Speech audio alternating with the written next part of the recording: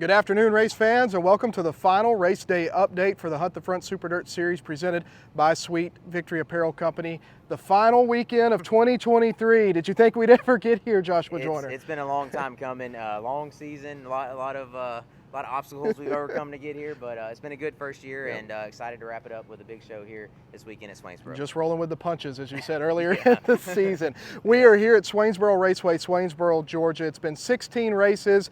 You'd think, all right, we're just going to ease into the final race of the season, but no, we've got a heck of a points battle. Just 4 points separating Josh Putnam and Joseph Joyner. 30 points from Putnam, who's the leader, all the way back to third place, Will Harrington. The top 3 coming into this weekend knowing they could come out of here as the point champion after this weekend. Yeah, a huge weekend for those guys. Obviously, it's a huge weekend for anyone racing here with $5,000 to win tonight, $23,000 tomorrow night, and then the $20,000 points fund. You add in there $3,000 to win for the dirt car regional points fund. So one of those 3 guys you just listed could walk away with a $50,000 weekend here. But as far as the points battle, I don't think we could have asked for anything better to have 3 guys. We had a good list of regulars. 8 guys have ran every race. One other additional guy only missed 1 race. And then you had 3 guys who have really kind of duked it out all season. I think we talked about it, 9 points lead changes this year. So more of our races at this point than not have resulted in a change at the top of the points, which I think has been fantastic to watch and build some momentum and drama around. We go back to our opener at Alltech. We did the race day update there, and we're trying to predict what we think would happen, and we had all these hopes and dreams. Did you really think that it was going to be 9 lead changes amongst 3 drivers back and forth, week in, week out? You never know who it's going to be.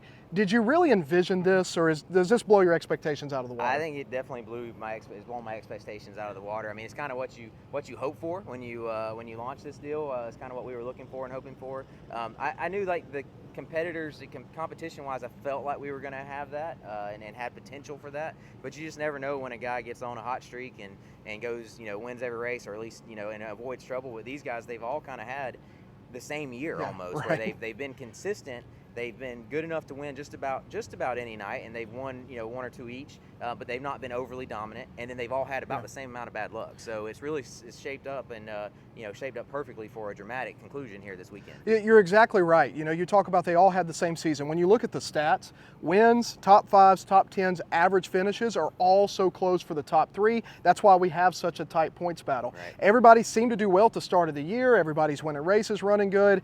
You come into about midway through August, and all of a sudden bad luck strikes our top 3.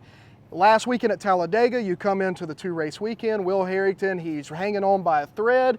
All of a sudden, an 18th to 3rd run. Yeah. Everybody else, Josh and Joseph, both have bad nights. Second to last. Yeah, I mean, last how and often second does that to happen? And now you come out of Talladega and everybody's right here. Yes, and that's like I said, it's just been unpredictable is the word for it. One thing to point out is that we do have a drop night in the points, but that does not factor into these 2 races. Right. The drop has already been dropped. Each driver has dropped their lowest finish, and it's locked now. Yeah. You can't drop a championship weekend points night. So where they're at now, that point spread you just talked about, we know that Joseph needs to, if he's going to pass Josh, needs to beat him by at least 3 positions on the average for the weekend.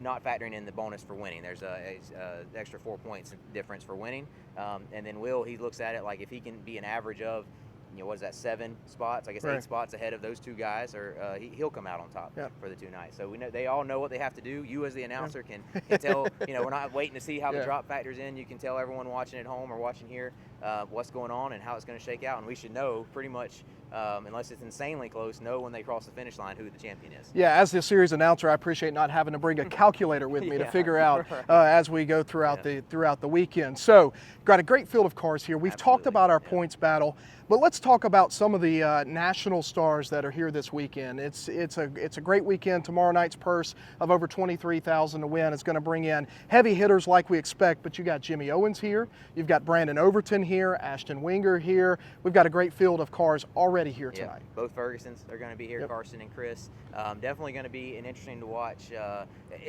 What I envisioned with this series when we started it was to have a season-long points battle for the regional guys, but then have a certain amount of events where we attracted that mix of national guys against our regional guys. And tonight is this weekend is a perfect example of that. It's how we started the year at Alltech with that kind of mixture, and it's how we're finishing the year here.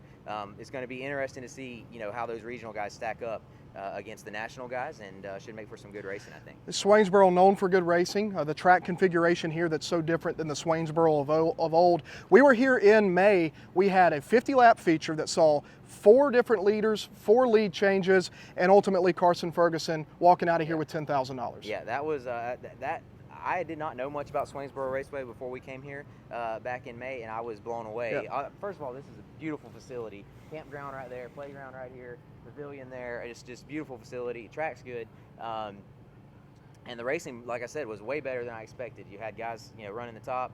It got kind of locked down a little bit late in the race, but those first 40 laps, of the 50 was a barn burner. I don't know any way you put it. Trey Mills, rookie, that's whenever he broke out, and we said, hey, he's going to be a contender. And he kind of established himself as the top rookie and had a good run. You had guys, like I said, Will Harrington coming from deep, and you had Carson and Joseph right there in the mix. So I look forward to be another good race. One guy we didn't mention, Zach Mitchell, is here. He led laps during our first trip here and ran into some trouble. He'll be one to watch. Sam C. Wright. Yep. So it's going to be a nice mix, and there should be some good racing all weekend. Harrington advanced 11 positions in that feature to finish in the top 5.